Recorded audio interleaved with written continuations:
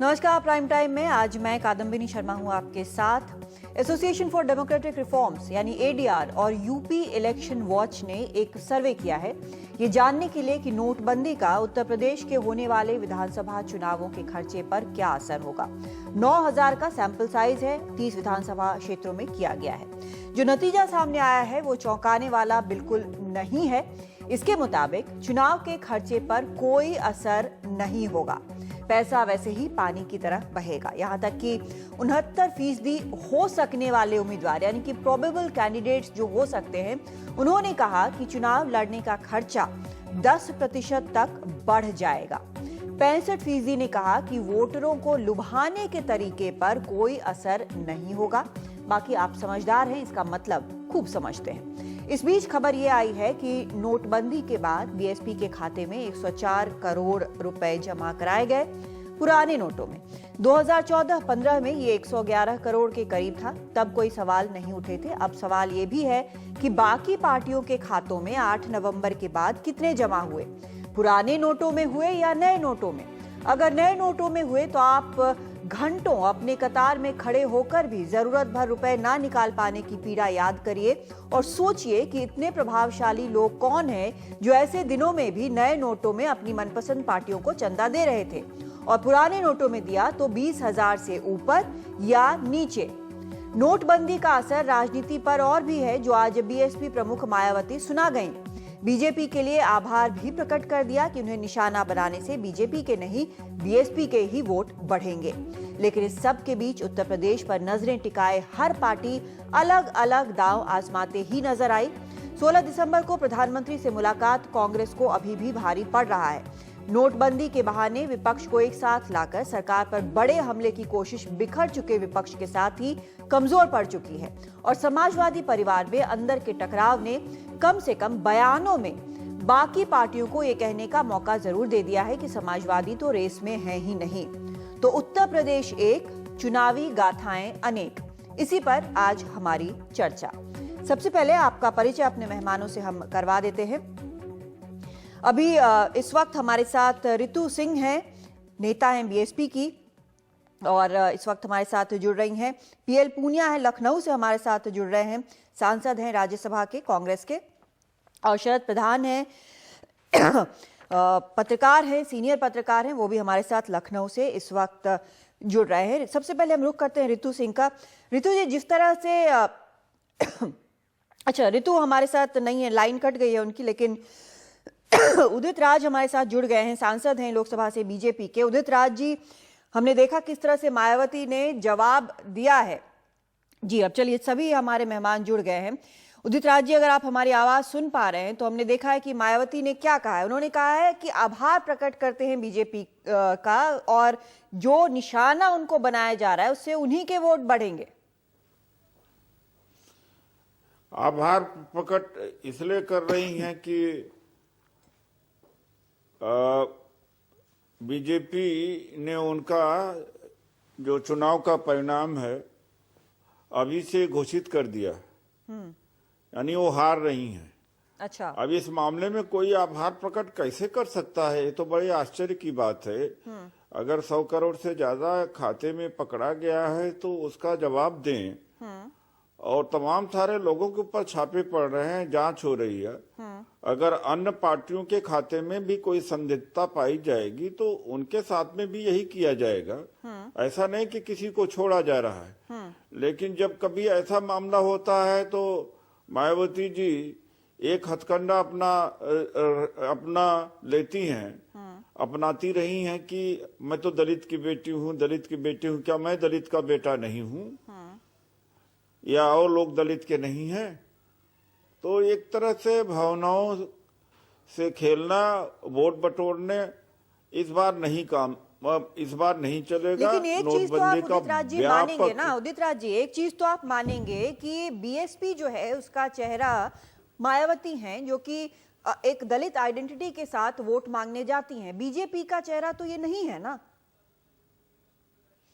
देखिए, आप ये ठीक कह सकते हैं, लेकिन हमारा चेहरा प्रधानमंत्री जी हैं जो सबके लिए मान्य है, सर्वत्र मान्य है, सभी वर्गों के लिए है। तो सभी वर्गों को लेकर के देश को चलाया जाता है। केवल एक वर्ग का चेहरा बन करके न सत्ता में आए पर वो तो जा देश सकता है, चलाने न की बात नहीं प्रशासन कर चलाया रही है जा ना, वो तो सकता। चुनाव जीतने की बात कर रही हैं। आखिर सब घुमा फिरा के तो वही अंत तो में मैं तो कह यही रहा हूं। होता है कि विनेबिलिटी क्या है। एक जाति से क्या कोई चुनाव जीत जाएगा क्या? हाँ ठीक है, ये बड़ा सवाल है। रितु जी आपसे तो एक जाति आप से जवाब दें इसका।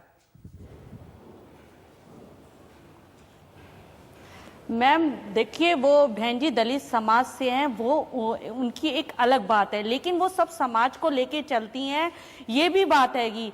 और जिस तरह की इन्होंने कहा कि इन्होंने अपने खाते चेक नहीं कराए, और बहन जी क्योंकि ये अच्छी तरह जानते हैं कि यूपी में अब ये आने वाले नहीं है और ये हमें रोकना चाहते हैं, ये बीएसपी को रोकना चाहते हैं। और बीएसपी अब की बार सरकार बनाने वाली है, चाहे क्योंकि जो पैसे हमने खाते में जमा कराए कोई इनको ऐसे थोड़ी मिले हैं जिसे वो काला धन कह सकते हैं।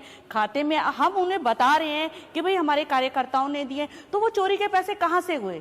ये अपने खाते दिखाएं, दूसरे क्या कहते हैं पार्टियों के खाते इन्होंने चेक नहीं करी। तो क्योंकि ये समझ चुके थे क्योंकि बीएसपी सरकार आने वाली है, इसलिए इनको डर पैदा हो गया, इसलिए इन्होंने बहन जी पर वार किया। और 50 दिन का इनका जो टाइम पीरियड था नोटबंदी का, वो भी अब खत्म होने वाला था। तो ये इनसे कोई सवाल ना पूछे, इसलिए ये दूसरे मुद्दे को जरूर जोड़ना चाहते हैं कि दूसरे को डाइवर्ट, अपने मुद्दों को डाइवर्ट करना चाहते हैं कि अब बहन जी से अब हमसे कोई सवाल नहीं करेगा। ठीक है, तो ये बहुत सारी, ये अपने से शुरुआत करते, अपना खाता दिखाते, और भी जो पार्टियां हैं उनका खाता चेक करते। इन्होंने बीएसपी का ही खाता क्यों चेक किया? आप समझिए, क्योंकि बीएसपी ये अच्छी तरह जान चुके हैं कि बीएसपी अब इस बार सरकार बनाने वाली है 2017 में। और आपको बता दें कि राजीव राय भी हमारे साथ जुड़ गए हैं, नेशनल सेक्रेटरी समाजवादी पार्टी के, वो भी हमारे साथ इस वक्त जुड़ गए हैं। उदित राज जी आप जवाब दें, फिर मैं आगे जाती हूँ। जी पुनिया जी भी हमारे साथ हैं। मैं इसका जवाब दे चुका हूँ, फिर से जवाब दे रहा हूँ। हाँ, मैंने कहा है कि इनके खाते में अगर इतना पैसा आया है और इन्फोर्समेंट डिपार्टमेंट हो या इनकम टैक्स ने अगर जांच करी है या जांच की शुरुआत करी है, तो उसका स्पष्टीकरण दें, इसके स्रोत को बता दें। हाँ। ये तो भारतीय जनता पार्टी तो यह नहीं कह रही है कि उसने अगर डोनेशन प्राप्त किया है तो स्रोत को नहीं बताने के लिए तैयार है। हो सकता है भारतीय जनता पार्टी का भी नंबर लग जाए, कांग्रेस का लग जाए, और पार्टियों को लग हम जाए। तो बताने के लिए तैयार है, आप भी अपना खाता दिखाइए ना। नहीं, आप दूसरी पार्टियों के खाते भी चेक करिए ना, सरकार को बोलिए आप सत्ता में हैं, ये केंद्र में बैठे हुए हैं, आप देखिए ना, अपने खाते से शुरुआत करिए ना। आप दूसरों पे इल्जाम मत लगाइए, अपने से भी शुरुआत करिए, दूसरी पार्टियों से भी शुरुआत, क्योंकि आप अच्छी तरह जानते हैं ये स्वतंत्र बीएसपी को किस तरह रोका जाए, बीएसपी कैसे रुक सकती है, आप बताओ ना। आप लोगों की तरह थोड़ी है कि झूठे वादे करके उदित राज जी, बीजेपी पर जो आरोप लग रहा है वो ये, बीजेपी पर जो आरोप लगा रहे हैं आज, बीएसपी जो आरोप लगा रही है वो ये कि शायद वही एक अकेली कंटेंडर है जो सबसे मजबूत कंटेंडर है उत्तर प्रदेश में, इसीलिए आपने उनके ऊपर इस तरह की कार्रवाई की है, ये बीएसपी का आरोप है। देखिए ऐसा है, कौन कहता है कि हम हार रहे हैं, वो तो चुनाव बताएगा। नहीं, हारने की तो बात ही नहीं थी, सबसे मजबूत आपके सामने वही है, ये उनका कहना है। नहीं, ये कह रहे हैं, कौन कहता है, ये तो जीत रहे हैं, कह रहे हैं ना। अरे भाई 2014 में काशीराम जी ने जितना पार्टी का जनाधार बढ़ाया था, धीरे धीरे सिकुड़ता ही चला जा रहा है। लेकिन यह है कि 2014 में भी क्या इन्होंने हार मानी थी? जब परिणाम आए तो पता लग गया, उसी तरीके से परिणाम जब आएंगे फरवरी मार्च में तो पता लगेगा कि कौन जीता कौन आ रहा। ठीक है, समाजवादी पार्टी से हमारे साथ जुड़े हुए हैं यहाँ पर राजीव राय जी, जिस तरह से बार बार दोनों ही बीएसपी और बीजेपी दोनों ये कह रहे हैं कि मेन कंटेंडर आप नहीं है, आपको लगता है कि ये जो पूरा एक माहौल बनाया जा रहा है वो एक तरह से ये बताने के लिए कि आप रेस में नहीं है? जी जी, इनको लगता है ना, हम सुन रहे हैं, बोलिए राजीव जी। नोटबंदी के मामले से रितु जी एक मिनट सुनने दीजिए, राजीव राय बोल रहे हैं। आज तक मुख्यमंत्री का रितु जी एक मिनट, रितु जी दूसरों को बोलने का मौका दीजिए प्लीज। ये दूसरों, राजीव राय बोल रहे हैं। हाँ जी, राजीव जी बोलिए। जी ऐसा है, ये जो होगा विकास का मुद्दा, जो भारतीय साथियों को वो वही हुआ, और जो साथियों को आवाज कट रही है राजीव राय की, ठीक से हमारे तक पहुंच नहीं पा रही। हम दोबारा उनसे बात करने की कोशिश करते हैं, आवाज तकनीकी समस्या के कारण कट रही है, हम फिर से जाएंगे उनके पास। तब तक हम पुनिया जी आप कुछ कहना चाहते हैं, आप बोल लें। देखिए बहुजन समाज पार्टी के खाते में कितना पैसा जमा हुआ या उनके किसी पदाधिकारी के खाते में कितना पैसा जमा हुआ, उस पे ईडी जांच कर सकती है, उसमें इनकम टैक्स जांच कर सकती है, इसमें कोई विवाद की बात नहीं है। ठीक है। लेकिन मैं ये जानना चाहता हूं, जब 8 नवंबर को जब प्रधानमंत्री ने डिमोनेटाइजेशन नोटबंदी का आदेश किया और घोषणा की, तो उस दिन इनके वेस्ट बंगाल के बीजेपी के अकाउंट में पैसा जमा हुआ 1 करोड़ और 3 करोड़ रुपया उसी दिन सवेरे, शाम को, रात को घोषणा होती है, लेकिन दिन में 3 करोड़ रुपया दिल्ली से चल के इनके लखनऊ में आया और रास्ते में पकड़ा गया, जांच हुआ, उसमें साफ हुआ। और जगह जगह हमने मांग की कि भाई बाकी जो संस्थाएं हैं, जो अकाउंट हैं, उसकी भी जांच करके और सामने रखा जाए।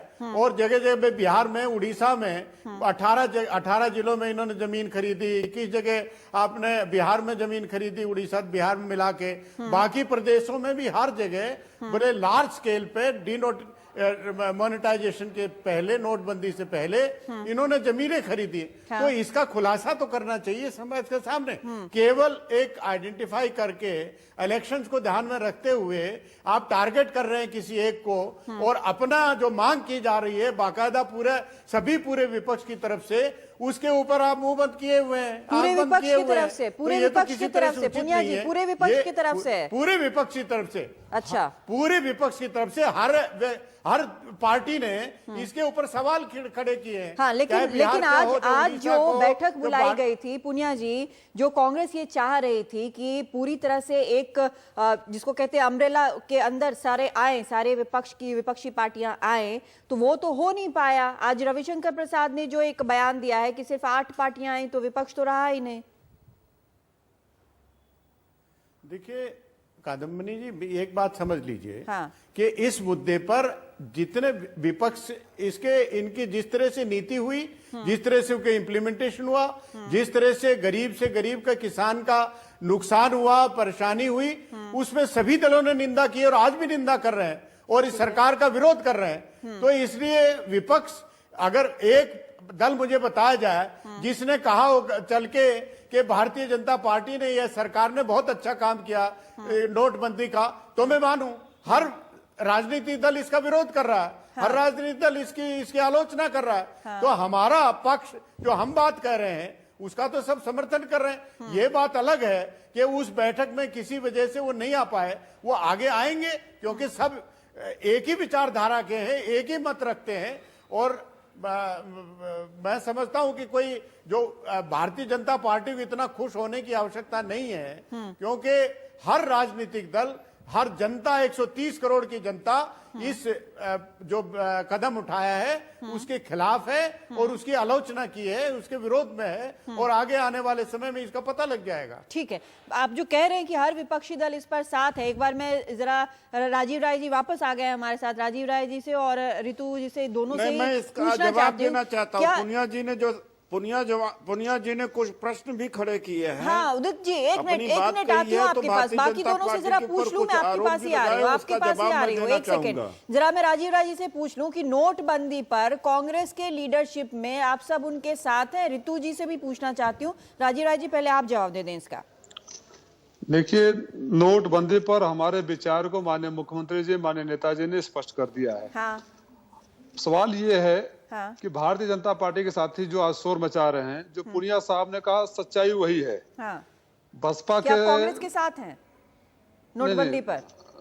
जो मैं मुद्दों की बात कर, साथ होना न होना, एक सेकंड पुनिया जी, जो एक बात अलग है, जो मैं साथ होना न होना अलग बात है। जो मैं ये बोलना चाहता हूँ, जिस नोटबंदी पर और मायावती के ऊपर जो छापे पड़े, दोनों एक ही है। मायावती जी उतनी चालाक शायद नहीं थी जिस तरह भारतीय जनता पार्टी के साथियों ने पूरे देश में कहीं जमीनें खरीद ली, गोरखपुर में मोटरसाइकिलें खरीद ली, महाराष्ट्र में पकड़ा गया, कर्नाटक में पकड़ा गया, इतने जगह स्कैटर्ड कर दिए।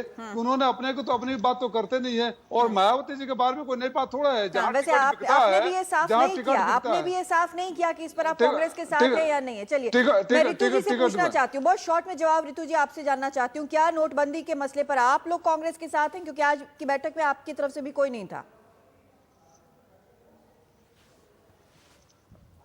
सर देखिए, नोटबंदी का ऐसा मामला है, ये सबने उठाया कि नोटबंदी का मामला जो क्या कहते हैं मोदी सरकार ने किया, उससे जनता कितनी परेशान है।